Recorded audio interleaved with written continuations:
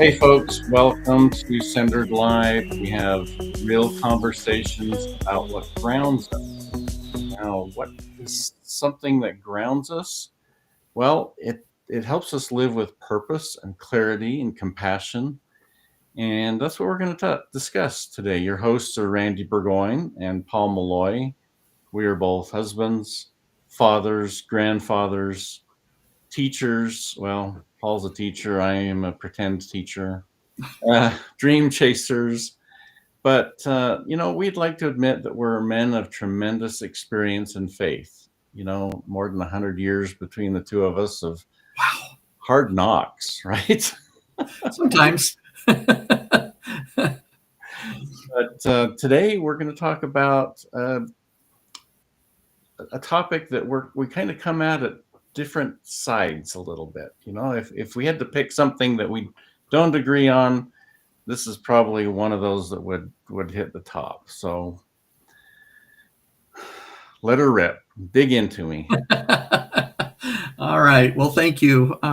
This is exciting, and definitely this is a topic that is close to my heart. We're going to be talking about technology in the classroom, and certainly, Randy, I recognize that your experience is literally decades in high tech. And certainly I had the opportunity to work with you at Burgoyne Computers, and that launched me into high tech, where I spent about 18 years working for different software companies, and then ultimately chose to leave that environment to go into the classroom. So I prepared a PowerPoint for us this evening, and I wanted to share this with you. This is something we've never done before, so we're going to experiment a little bit, but let me see if I can share a screen that will help us to examine technology in the classroom. So here we go. This is, at this point, hopefully you see a screen that says tech in education. Does it help or does it hurt? You see that, Randy? Yep. You're live. All right, yeah. We're good. Wait a minute. We're using tech to educate. I just want to outline that right now. I know, right? Right? There's some irony here, maybe. Okay. All right.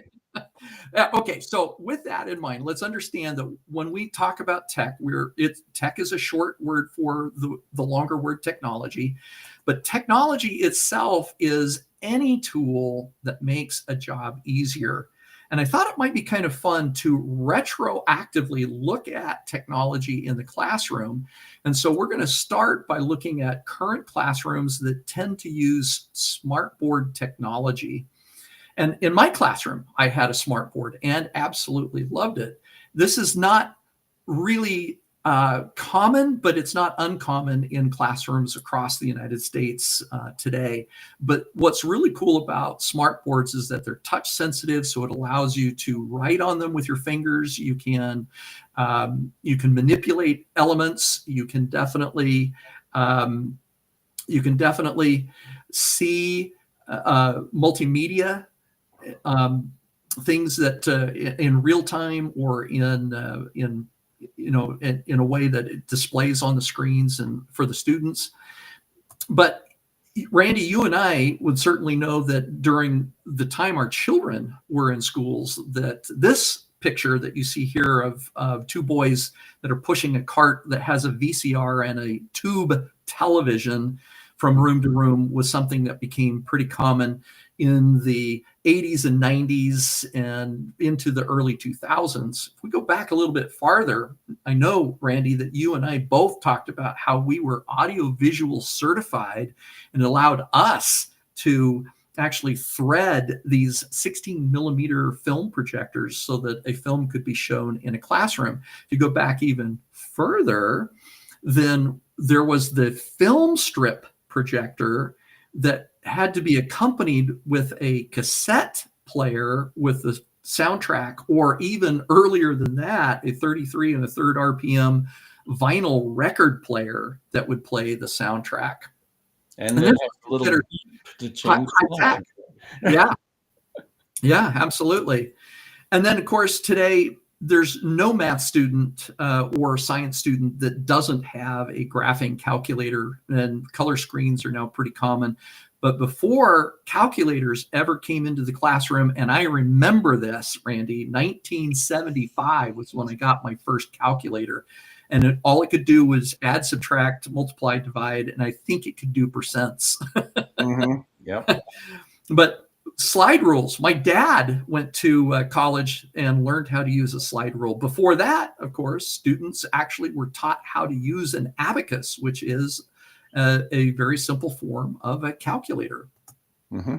Yeah. Today, of course, all students are taught keyboarding in schools. But if we go back again to the mid to late 80s, IBM PCs became new and intriguing, and almost immediately schools thought that it was important to be able to teach kids how to use these PCs. But if we go back a little bit further, again, we could see that learning how to type on electric typewriters was a step up from learning how to type on manual typewriters. And I remember 1975 is when I had to shift from a manual typewriter to an electric typewriter. And boy, Mm-hmm.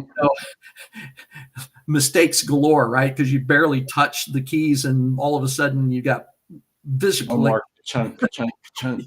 Yeah, right. Okay. And of course, classrooms today still have whiteboards. It's very common to see classrooms with whiteboards, but a whiteboard is really just a simple upgrade from the chalkboard.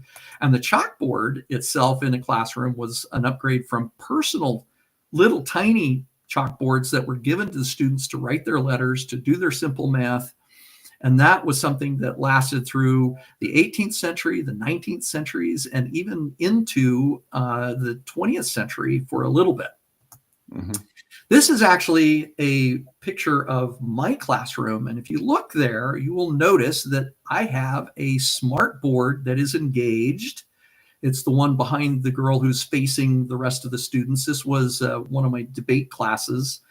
And yet, at the same time, you'll also notice wall maps. You'll notice other information and displays that were designed specifically to help the students know what they should be doing and how they should be focusing. And then I had other things on the walls, fun things, interesting things. Some people would say, well, that's too much, that's distracting. But I never had that problem with my students in my classes.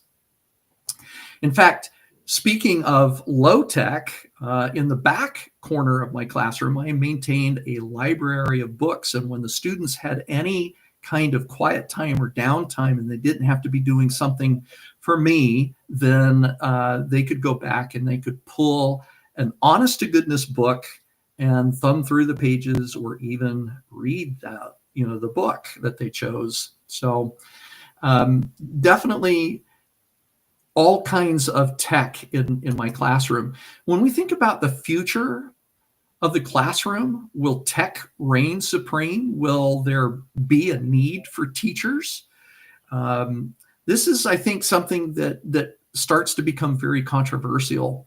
Now, by the way, if you want to do a quick screen grab, or we may try to figure out a way to post this resource here with links embedded so that you could actually look at these videos. These are all found on YouTube, and these are fantastic by way of looking at what the potential of technology in a classroom could be. I love The Day Made of Glass by Corning, clear back in 2012, and they were so ahead of their time that most of that technology has not come to fruition yet.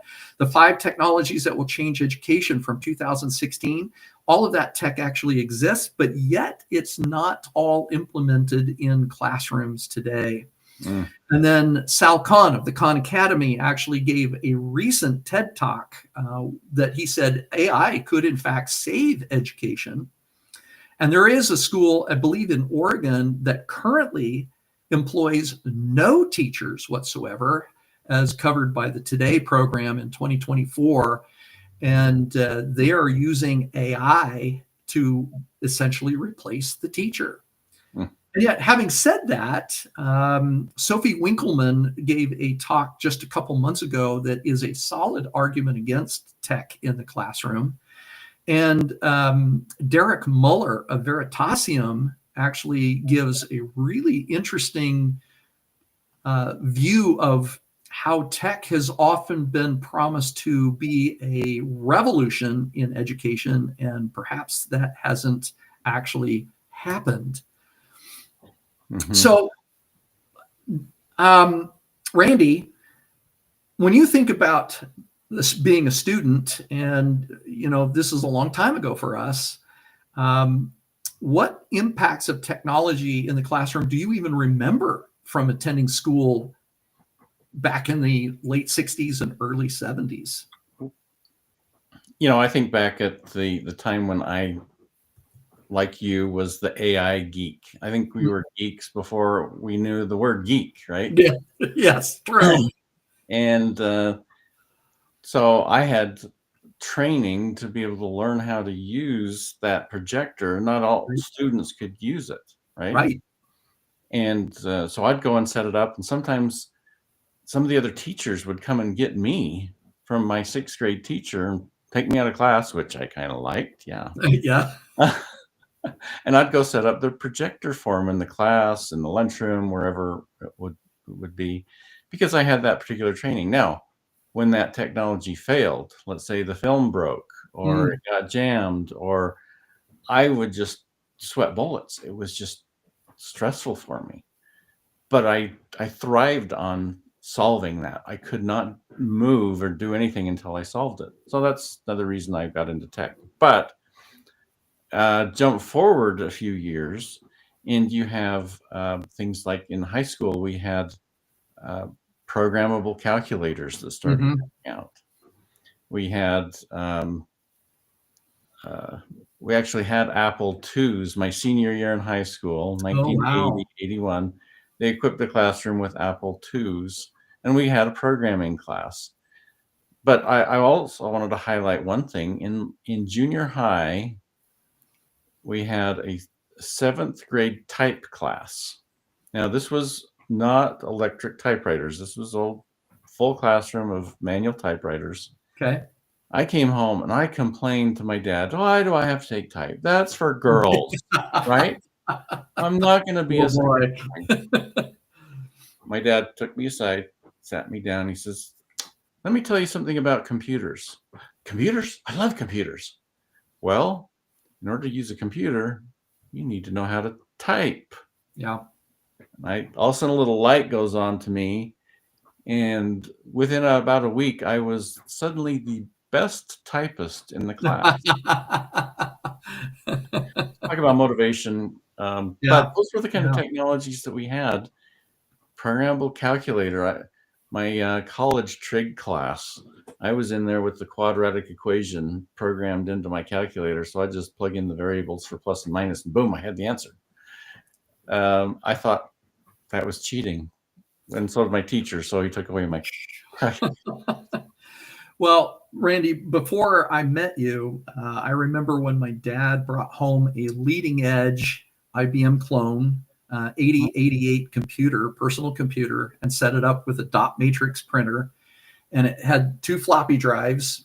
And after trying to use that and learn how to type a very simple report, I made the forecast that PCs would never amount to anything, and they were not worth they were not worth the trouble that they were causing. And I kept an electric typewriter that I did all of my college papers on because I found the PC to be so frustrating to operate. Now, of course, when you offered me a job to sell PCs and train people on how to use PCs, that helped me to learn differently. But now it's starting to make sense. Yeah, exactly. Yeah. So Go ahead. Did you ever feel like the technology that you had distracted from your learning, or did you think it helped? What what kind of feelings did you have about using even those early technologies? I always thought that it was, I mean, granted, a film strip was, high tech, but low tech, right? It's simple, right? Um, those were definitely not as exciting as being able to watch a movie in class. Hmm. And some of them were short, like 10 to 15 minutes, and some of them were longer, like 45-minute length films. And I always remember that those were special. I never fell asleep. The teacher would turn off the lights, but to me, that was a captivating experience. And so I always was very much in engaged is the right word. Engaged with the technology that was being used. Yeah, for sure, for sure. So, what do you think, Randy? Does technology in the classroom help or hurt? So I think that technology in the classroom has got a real important place. It's a learning mechanism in itself. And some of the challenges, and I admit there's been challenges. In fact, my wife is a retired school teacher. She taught in a third grade in what we would call a Title I school, which would be the poorest schools, and they tend to get a little extra funding. And they use the funding for technology. And Mm-hmm. one year she shows up to the classroom, and it's fully equipped with smartboard and projectors and the cool microphone system and all this that was designed to help and assist. And so for a week or two, she didn't have any training on it, so it just kind of sat there. And the training was kind of brushed over and at the end of a faculty meeting. So she doesn't feel like she was really properly acclimated or trained on how to use it or what to use it for. And some of the other teachers would dive into it and really get. So she tended to push it aside and just use a regular whiteboard Mm-hmm. or Mm-hmm. books. And high tech to her was using the overhead projector where she could write Right. a grease pen and have it Yes. on the screen. Yes. Yeah. And that worked for her. That was fine. I see in that case where technology failed, but it was mainly an education thing where the administration didn't take the time to properly teach the Mm-hmm. teachers how to Mm-hmm. use it into their class. Now, granted, this was late in her career too.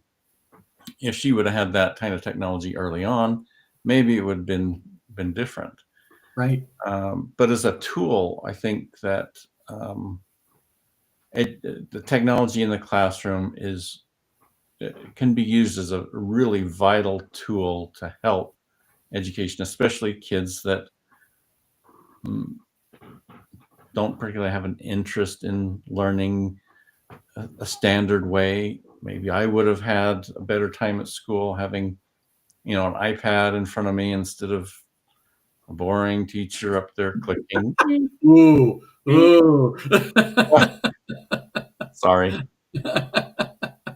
Well, you know what? In truth, certainly there are great teachers, there are good teachers, and sadly enough, there are ineffective teachers.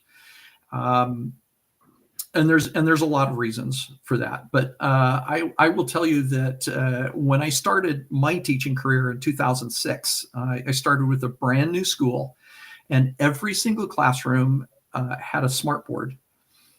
We were all taught how to use it, and when I left that school in 2022, I was the only teacher still using a smartboard. Everybody else had Mm, stopped using them, and in part, it wasn't so much the issue of whether they were distracting or not. It was the fact that they didn't find them as useful as a whiteboard, which mhm. is interesting because I used my smartboard like a whiteboard. But more than that, it was how often the technology itself failed. You Yeah. know, a light bulb breaks and it takes 3 days to get it replaced, Mm, or the sound system decides to not work. Things like that, right? yeah. But there's another element here, Randy, and you kind of touched on it a little bit. My wife, who is a math teacher, struggles with this all the time. She tries to teach the mathematical theories and help them to understand how to apply it in real world. And that means that they can use calculators. That's encouraged.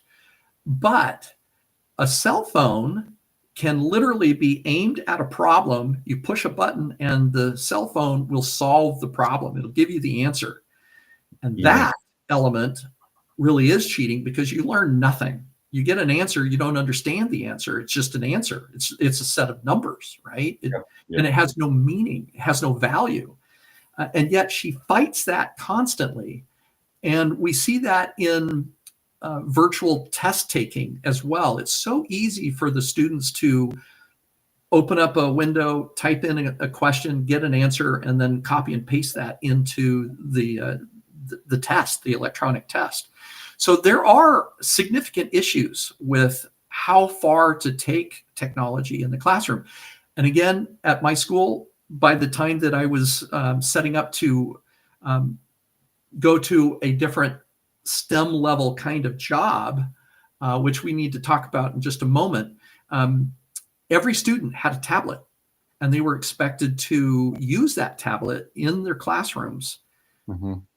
But they had to be taught how to use them responsibly. And we had to have content blockers on the tablets and on the network system of the school, because absolutely, without question, students would try to get into content that was inappropriate. Right.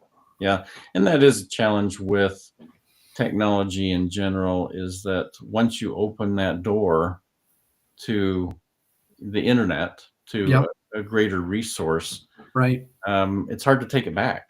It's hard. A little bit of a Pandora's box. Yeah. Yeah. And I know that my wife sent me this link to, I think it was a TED Talk, Sophie Winkleman. Mm-hmm. Talks It was actually for the Alliance for Responsible Citizens. Oh, okay. All right. So, but it was a YouTube video that talked about the argument against tech in the classroom. Mm-hmm. And I was kind of like, well, we got to have tech in the classroom. That's, but she does bring up some key points about these exact things, about how it can be distracting, how it has failures in operation. I mean, Right. technology is not perfect. Right. If you use, Windows for more than a day, you're going to have some sort of updates, right? True. And we fight that in the business world now. And then there's the abuses. Right. Yeah, absolutely. Absolutely.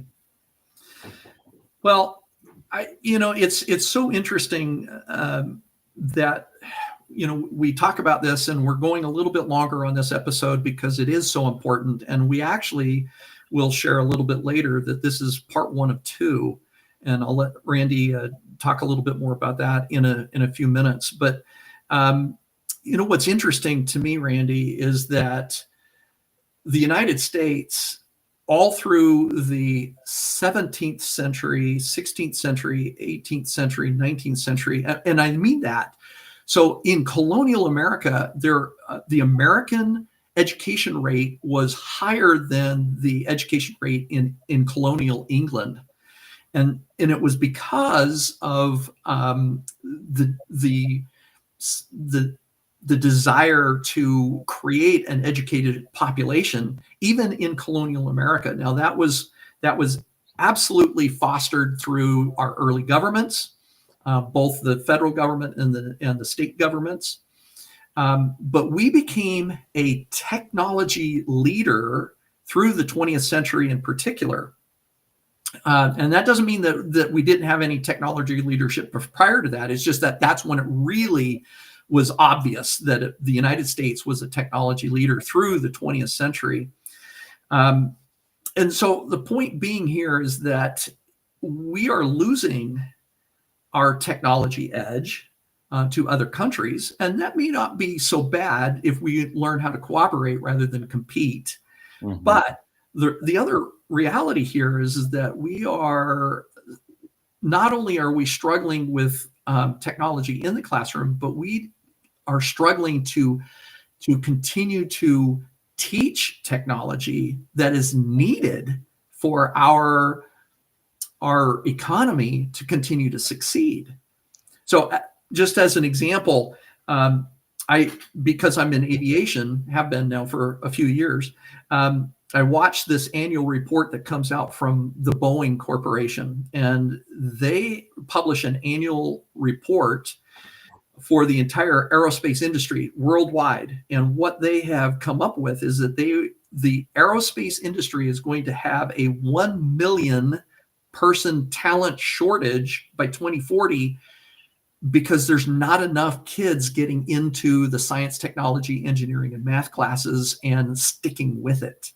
And so we need to do something to change that. And this is especially true of girls and ethnic minorities and economic minorities or economic challenged locations in the United States. And so we're beginning to lose, or we have lost our edge in a lot of ways to other countries. So we need to definitely invest in teaching tech, not just simply using tech. So in point of fact, Randy, what kind of technologies right now would you think are important that we should be teaching? Well, there's a piece of technology that actually has nothing to do with the hardware itself. It's all part of your brain.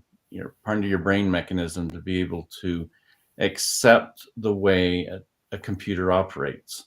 And there is a sense about computers that some kids get it. In fact, I think most that have been introduced to computers at young ages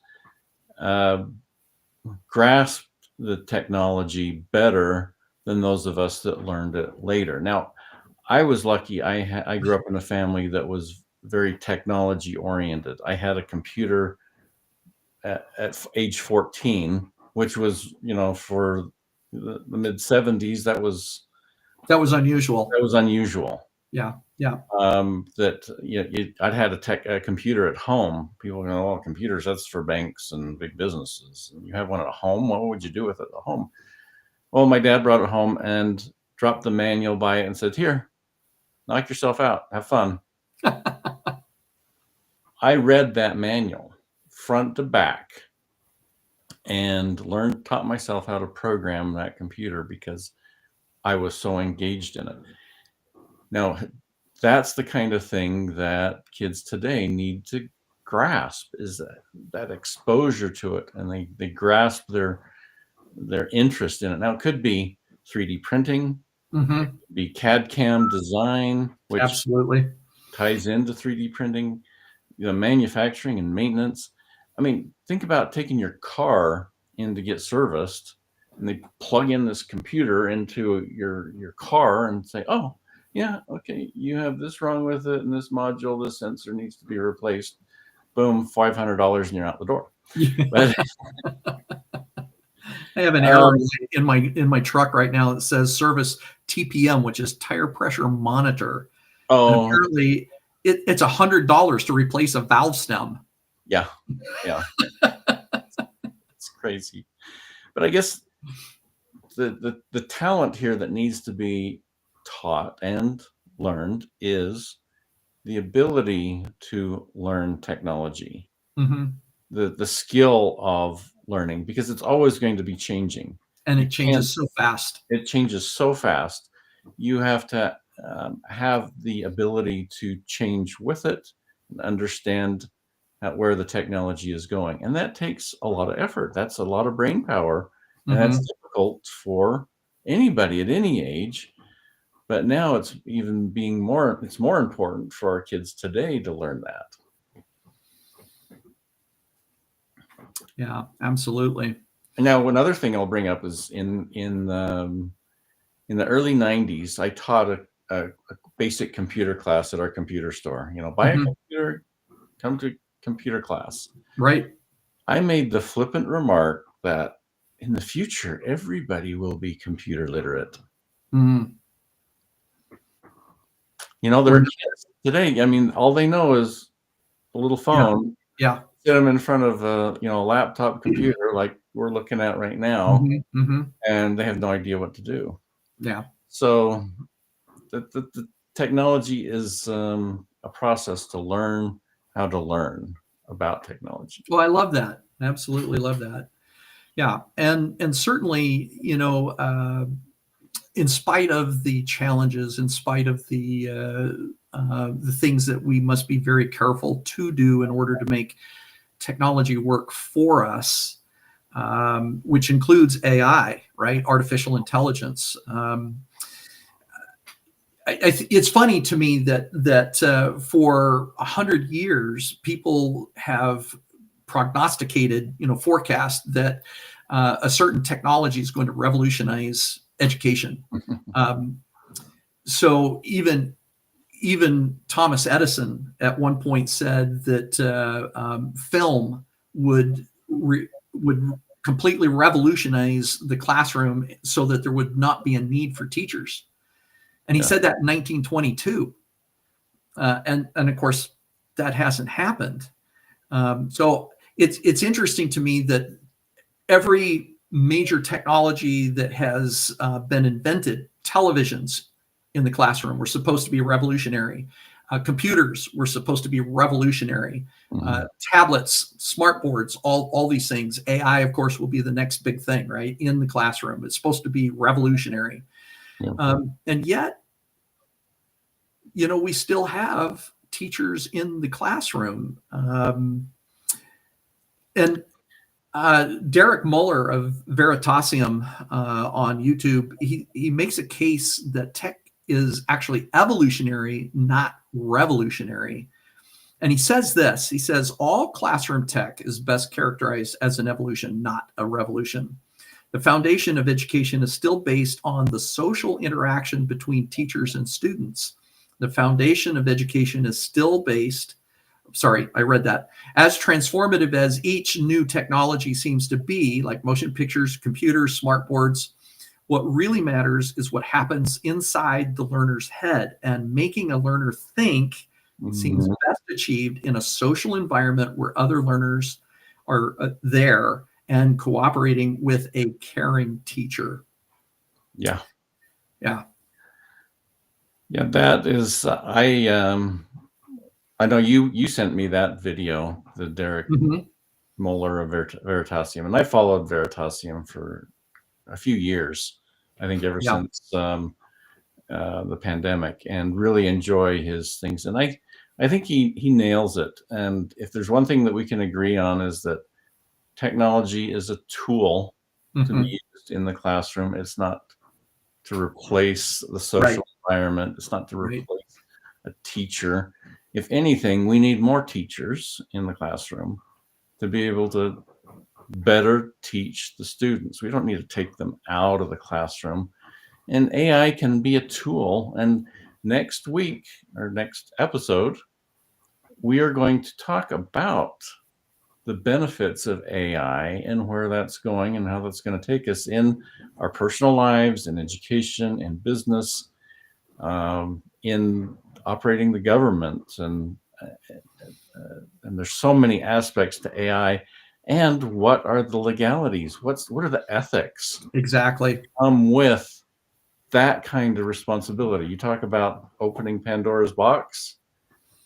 AI has got a whole new set of rules and possibilities Right. and benefits that could happen, but they need to be controlled in a certain environment. So that's great info, Paul. Appreciate that, and I think we ended up agreeing more than we disagreed. I think on this True. topic than I thought we were going to, be on opposite ends. But really, technology is important.